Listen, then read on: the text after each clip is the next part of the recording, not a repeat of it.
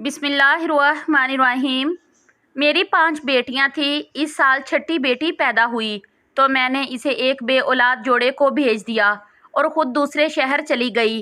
20 साल बाद बेटी की याद आई कि वो जवान होकर कैसी लगती होगी।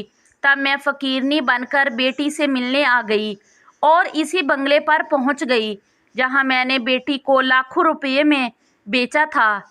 मैं मुस्कुराती हुई बंगले के अंदर दाखिल हो गई, मगर सामने बैठी औरत को देखकर मेरा तो दिमाग चकरा गया, क्योंकि आज कई साल बाद मैं अपनी बेटी से मिलने इस हवेली पर आई थी जिसे मैं हमेशा हमेशा के लिए खैर आबाद कह के गई थी।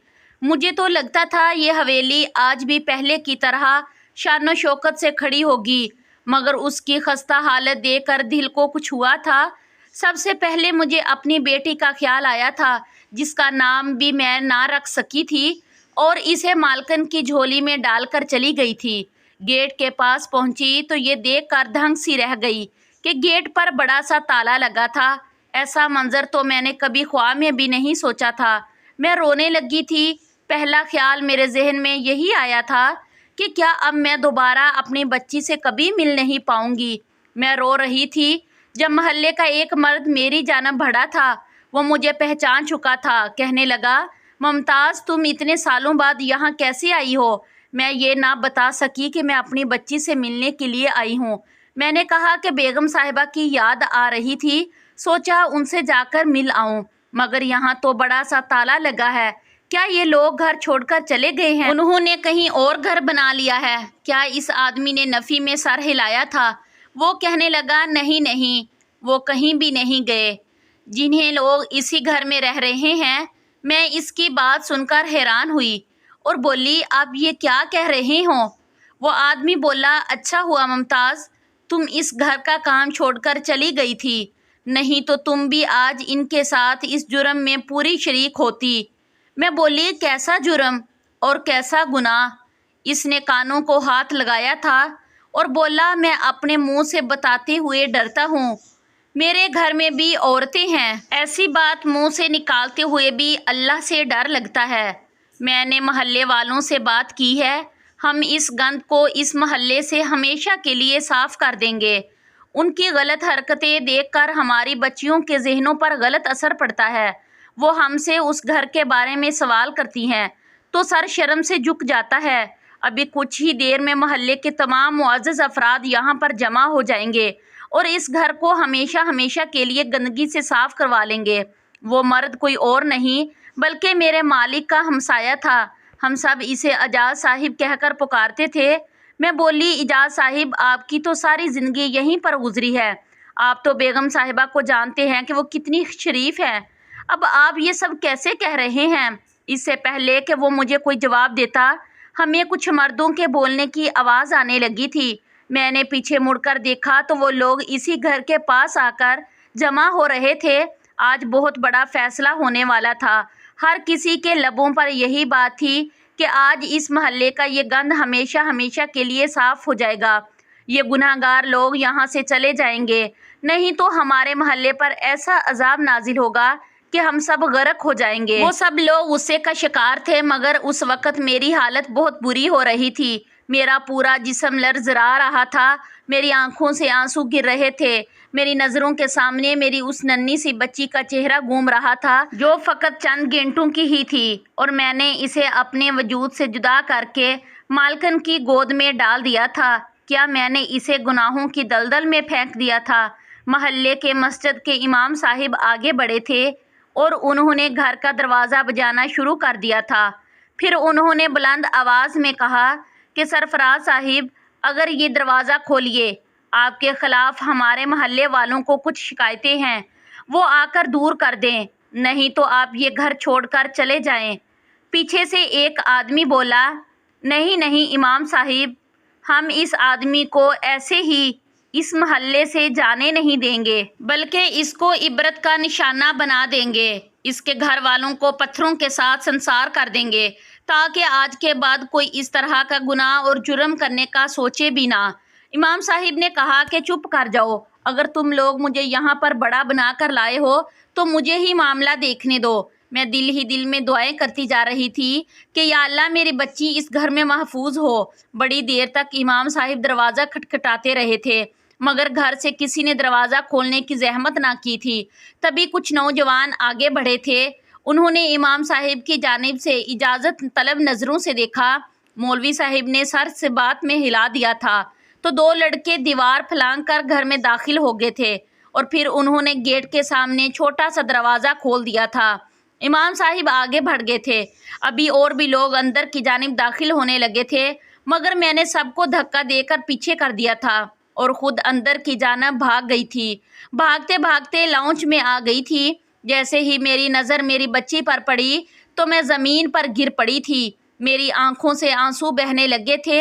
میں چلا کر بولی اتنا بڑا گناہ، اتنی بڑی زیادتی۔ تبھی سب لوگ گھر کے اندر داخل ہو گئے تھے جبکہ میری بچی بھاگ کر میں امید سے تھی۔ میں نے اوپر تلے 5 بیٹیاں پیدا کی تھی۔ بچوں کی پیدائش میں وقفہ نہ ہونے کی وجہ سے میری حالت بہت خراب ہو گئی تھی۔ گھر میں خوراک کی بھی قلت تھی۔ 2 وقت کی روٹی تو آرام سے کھانا نصیب نہیں ہوتی تھی۔ میں ماں تھی، اپنا پیٹ کاٹ کر اپنے حصے کا کھانا بھی بچوں کو دے دیتی تھی تاکہ ان کا پیٹ بھرا رہے۔ میں اٹھنے بیٹھنے سے بھی پریشان تھی مگر میری ساس کو تو میری فکر ہی نہیں تھی۔ وہ ہر وقت مجھے تانے دیا کرتی تھی، کہنے لگی جب سے یہ منحوس قدموں والی لڑکی ہمارے گھر میں آئی ہے سارا رزق چاٹ گئی ہے اور پھر اپنی طرح 5 منحوس بیٹیاں بھی جن دی ہیں۔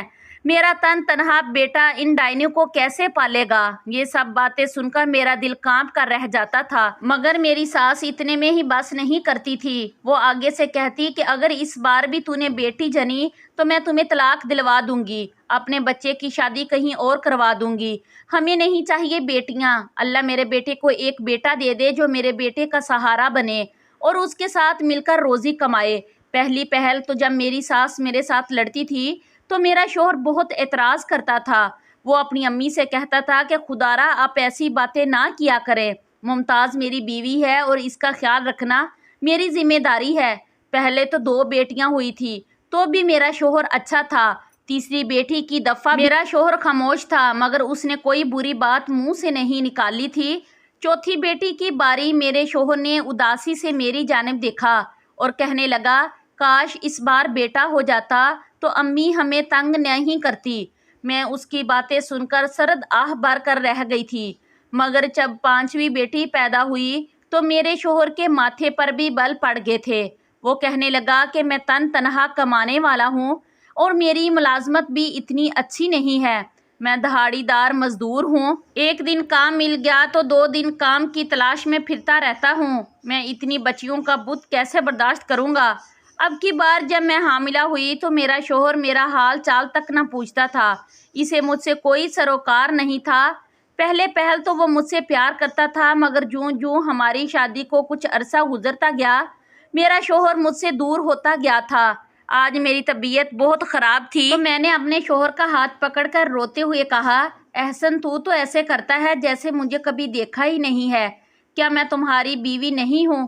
کیا میں تمہارے بچے کی ماں بننے والی نہیں ہوں؟ میری ذمہ داری تم پر ہے، پھر تم ایسے کیوں کرتے ہو؟ تو میرے شوہر نے مجھے عجیب سی نظروں سے دیکھا اور کہنے لگا کہ ہاں تم تو جب سے بیاہ کر اس گھر میں آئی ہو مجھ پر ذمہ داریاں اور بوجھ ڈالتی رہی ہو، کبھی جو تمہاری طرف سے خیر کی خبر آئی ہو؟ میں بھی انسان ہوں، میں بھی تنگ آ گیا ہوں، میں یہ سب برداشت نہیں کر سکتا۔ اس کی بات سن کر تو میرے حوصلے بالکل پست ہو گئے تھے۔ میں بولی کیا برداشت نہیں کر سکتے؟ بچیوں کی پیدائش اس میں میرا کوئی گناہ نہیں، یہ تو اللہ کی دین ہے۔ تو میرا شوہر کہنے لگا کہ بس بہت باتیں ہو گئی، اٹھو اور جاؤ، میرا سر نہ کھاؤ۔ اب میرے شوہر کو نہ تو میری فکر تھی اور نہ ہی بچیوں کی، وہ تو خود تو باہر سے پیٹ بھر کر کھانا کھا آتا تھا جبکہ اس کی ماں کے لیے اس کی شادی شدہ بہنیں کھانا دے جاتی تھی، وہ بھی اسی محلے میں رہتی تھی، پیچھے بھوکی رہ جاتی تھی تو میں اور میری بیٹیاں۔ میں نے محلے میں ایک عورت سے کہا کہ اگر تمہاری نظر میں کوئی ایسا گھر ہو جس میں ملازمہ کی ضرورت ہو تو مجھے لگوا دینا، میرے گھر کے حالات اچھے نہیں ہیں۔ تو میری پڑوسن کہنے لگی کہ تم اس حالت میں کیسے کام کرو گی؟ تم تو خود امید سے ہو۔ میں نے کہا میں کام کر لوں گی، تم اس بات کی فکر نہ کرو، بس میرے لیے ملازمہ ڈھونڈ دو۔ میری پڑوسن نے حامی بھر لی تھی اور پھر اگلے ہی ہفتے وہ سچ میں میرے لیے کام ڈھونڈ لائی تھی۔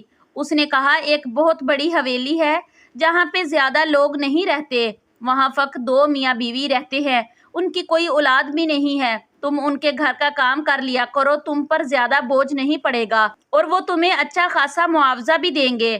میں نے فوراً حامی بھر لی تھی اور کہا کہ آج رات میں اپنے شوہر سے بات کروں گی، کل سے میں کام پر جانے لگوں گی۔ میری پڑوسن نے کہا ٹھیک ہے، کل میں تمہیں اپنے ساتھ لے چلوں گی اور تمہیں مالکن سے ملوا دوں گی۔ میں شام کو اپنے شوہر کا انتظار کر رہی تھی۔ نہ جانے میرے دل میں یہ خیال بار بار کیوں آ رہا تھا کہ کیا پتہ احسن مجھ سے کہیں گے کہ تمہاری حالت ٹھیک نہیں ہے، تم کسی کے گھر کام کرنے نہیں جاؤ گی، تمہاری روٹی میرے ذمہ ہے، میں ہی سب کچھ پورا کروں گا۔ شام کو جب میرا شوہر کام سے واپس آیا تو میں نے اسے کہا کہ احسن مجھے گھر میں کام مل گیا ہے، اگر آپ اجازت دیں تو میں حویلی میں کام کر لیا کروں۔ احسن نے میری عجیب سی نظروں سے دیکھا تو وہ کہنے لگا کیسا کام ہے؟ میں نے کہا صفائی ستھرائی کا اور کھانا بنانے کا اور کھانا پکانے کا۔ احسن کہنے لگا شکر ہے کہ مجھے تم سے آج کوئی اچھی خبر ملی ہے، جاؤ جا کر کام کرو تاکہ میرا بھی بوجھ کم ہو جائے۔ مجھے اس بات کی خوشی بھی تھی کہ مجھے کام کی اجازت مل گئی ہے، مگر میرے اندر جو مان تھا وہ ٹوٹ گیا تھا۔ جب ایک عورت کا مان ٹوٹ جاتا ہے تو پیچھے کیا رہ جاتا ہے؟ مان ٹوٹ گیا تو سمجھو عورت اندر سے ٹوٹ گئی، باہر سے ایک مورت زندہ رہ جاتی ہے۔ اگلے دن مجھے پڑوسن مالکن کے گھر لے گئی تھی۔ اس نے میری حالت دیکھی تو کہنے لگی ممتاز تم گھر کی صفائی کیسے کرو گی؟ تم تو خود امید سے ہو، مجھے تمہاری پڑوسن نے تمہارے متعلق بتایا ہے۔ تو میں بولی کہ مالکن آپ بالکل فکر نہ کریں، یہ کون سا میرا پہلا بچہ ہے جو میں نازک مزاج بن کر بستر سے لگ جاؤں گی۔ میں 6ٹھی بار حاملہ ہو رہی ہوں اور جہاں اپنے گھر کے اتنے کام کرتی ہوں ویسے یہاں بھی کر لیا کروں گی۔ اس سے اتنا تو ہوگا کہ میری بچیوں کو 2 وقت کی روٹی عزت سے تو مل جائے گی۔ مالک نے کہا ٹھیک ہے میں تمہیں کام پر رکھ لیتی ہوں۔ میری مالکن بہت ہی اچھی عورت تھی، اس کا مزاج بہت اچھا تھا، وہ بہت پیار سے بات کرتی تھی، میرے حمل سے ہونے کی وجہ سے وہ میرا بھی خیال رکھتی تھی، گھر میں جو بھی فروٹ پڑا ہوتا وہ مجھے زبردستی کھلا دیتی تھی۔ ایک دن میں مالکن کے سر کی مالش کر رہی تھی تو وہ کہنے لگی کہ تمہارا شوہر تو تم سے بڑا خوش ہوگا، تم نے اسے اتنے بچے پیدا کر کے دیے ہیں۔ مالکن کی بات سن کر میری آنکھوں میں آنسو آ گئے تھے۔ میں نے کہا احسن میرا پھوپھی زاد تھا، اس نے مجھ سے محبت کی شادی کی تھی، مگر پھر جب میرے گھر 5 بیٹیوں کی ولادت ہو گئی تو اس نے بھی مجھ سے نظریں پھیر لی ہے، وہ مجھے اب پسند نہیں کرتا۔ میرے گھر 6ٹھا بچہ پیدا ہونے والا ہے، جبکہ احسن نے پہلے سے ہی مجھے آنکھیں دکھانا شروع کر دی ہیں۔ میں اپنے اس بچے کے لیے پریشان ہوں، میری تو پہلے 5 بچے بھوکے اور خوراک کی کمی کی وجہ سے بہت کمزور اور نہ جانے اس بچے کی خوراک کو میں کیسے پورا کر سکوں گی۔ تو مالکن بولی تھی، وہ کہنے لگی واللہ تیرے کام کو تو ہی جانے، تیرے کاموں میں کس کو دخل ہے؟ کسی کو اتنی اولاد دے دیتا ہے کہ اسے سنبھال دی نہیں جاتی اور کوئی اولاد کے لیے ترستا رہتا ہے۔ ممتاز تمہیں پتہ ہے کہ میری شادی کو پورے 7 سال ہو گئے ہیں مگر ابھی تک مجھے اولاد کی خوشخبری نہیں ملی۔ میری ساس اپنے پوتے کو گود میں کھلانے کا سپنا لے کر قبر میں جا سوئی مگر میرے ہاں اللہ نے رحمت نہیں بھیجی۔ میں نے ہر طرح کے اچھے ڈاکٹروں سے علاج کروایا ہے، میرے شوہر نے بھی اپنے سارے ٹیسٹ کروائے ہیں، سب کچھ ٹھیک ہے مگر اللہ کی جانب سے ہی دیر ہے۔ میرا بڑا دل کرتا ہے کہ میں اولاد گود لے لوں مگر میرا شوہر اس پر بھی راضی نہیں ہوتا۔ میں نے بڑا کہا کہ ہم کسی یتیم خانے سے بچہ گود لے لیتے ہیں مگر میرا شوہر مانتا ہی نہیں ہے۔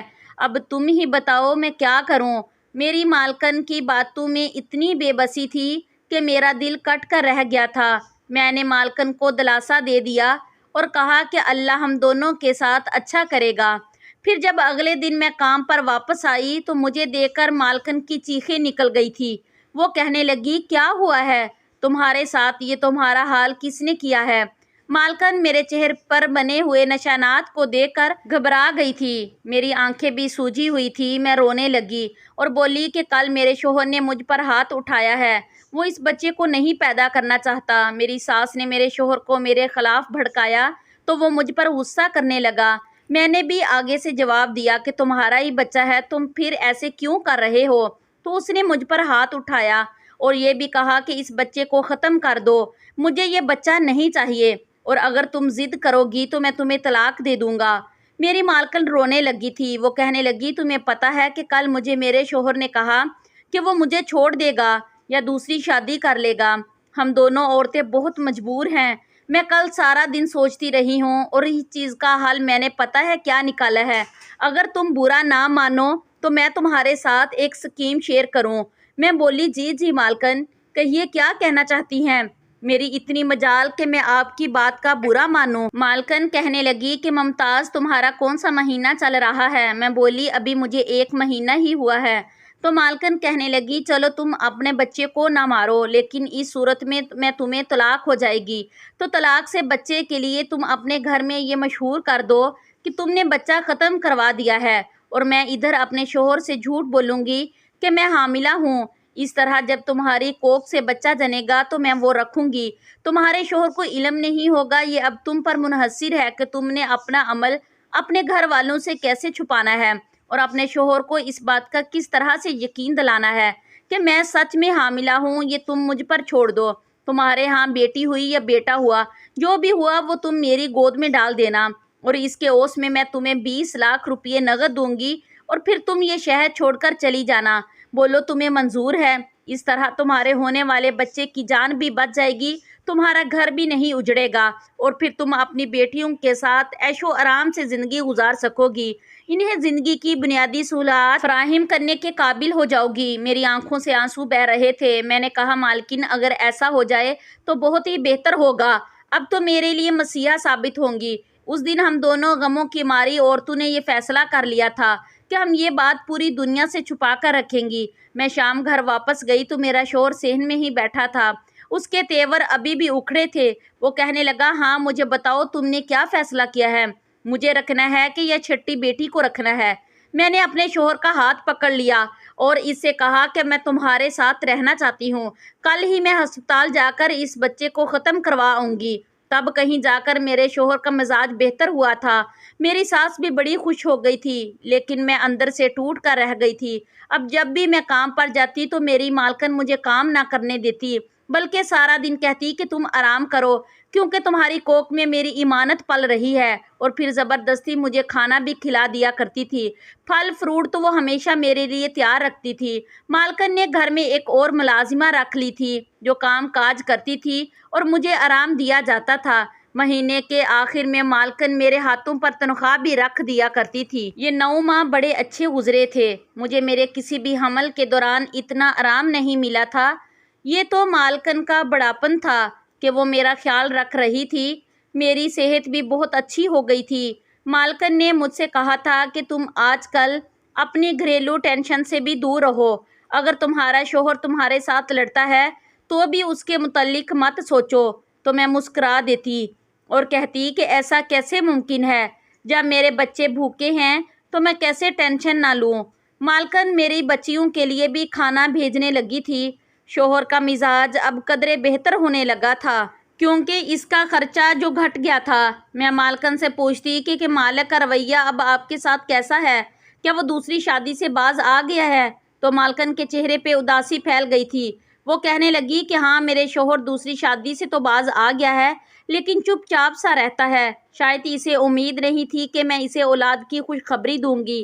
لگتا ہے میں نے اس کے ارمانوں پر پانی پھیر دیا ہے، تو وہ اپنے لیے دوسری دلہن بھی تلاش کیے بیٹھا ہوگا، تبھی تو چپ چاپ سا رہتا ہے۔ لیکن تم فکر نہ کرو، آہستہ آہستہ ہم دونوں کے معاملات بھی ٹھیک ہو جائیں گے۔